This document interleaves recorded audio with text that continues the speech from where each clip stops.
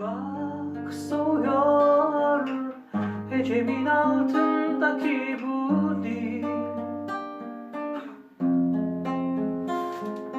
ve hiçbir kere çıkılmamış gibi düştü bu yol.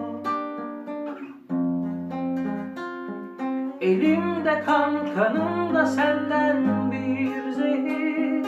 Ne var ne yok yutuldu bu taşlar kefil. Kırıldı cam, dağıldık dört bir yana. Kendimi kopardın gördüm.